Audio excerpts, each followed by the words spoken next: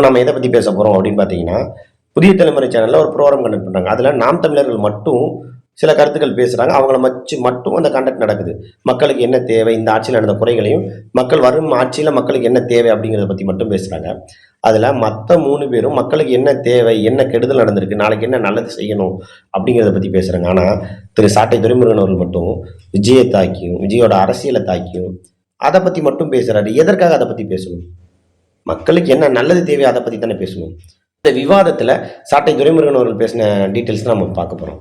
அவர் முதலாக சொன்னது என்னன்னு பார்த்தீங்கன்னா, நிறைய சொன்னார். அதை நமக்கு தேவையானதை நம்ம பேசலாம். முதல்ல என்ன பேசியிருக்கிறார் அப்படின்னு பார்த்தீங்கன்னா, நடிகர்கள் வந்து அரசியலில் ஆதரிக்கக்கூடாது அப்படிங்கிற மாதிரி பேசுகிறாரு. அண்ணன் சீமான் எங்கேருந்து வந்தார் அப்படிங்கிறத முதல்ல அவர் யோசிக்கணும். சிவாஜி கணேசனில் ஆரம்பித்து பாக்கியராஜா இருக்கட்டும், டிஆராக இருக்கட்டும், சிரஞ்சீவியாக இருக்கட்டும் கட்சி ஆரம்பித்தாங்க. ஆனால் அந்த கட்சியை மக்கள் ஆதரிக்கலை. அதனால் வந்து கட்சி எல்லாருமே கலைச்சிட்டு போயிட்டாங்க அப்படின்ற மாதிரி சொன்னாங்க. அண்ணன் சீமானும் இப்போ கூட ரீசெண்டாக ஒரு படத்தில் நடிச்சிருக்காரு. அந்த படத்தை இன்னும் சாட்டை திரும்புறன்னு நான் பார்க்கலன்னு நினைக்கிறேன். யாராவது இருந்தால் அந்த படத்தை எடுத்து அவருக்கு காட்டுங்க. சீமானர்கள் இயக்கிய படங்களை காட்டுங்க. அப்பயாவது அவர் தெரிஞ்சுக்கிட்டும் சீமானன் முதல்ல எங்கேருந்து வந்தார் அப்படிங்கிறத.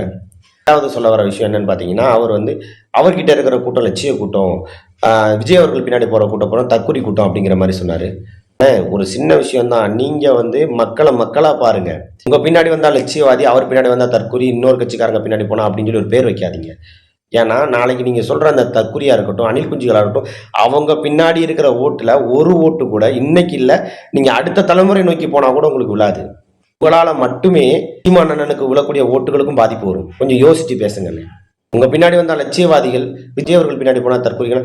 சில பேரோட பேச்சுக்கள் தவறாக இருக்கலாம். ஆனால் அதுக்காக எல்லாரையும் பேசுறது அப்படிங்கிறது நியாயமில்லாத பேச்சு.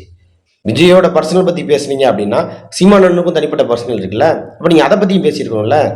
கட்சினா நல்ல கட்சி, மற்ற கட்சிங்கன்னா மோசமான கட்சி அப்படின்னு பேசக்கூடாது. நான் நல்லதை செய்கிறேன் அப்படிங்கிறத பற்றி மட்டும்தான் பேசணும்.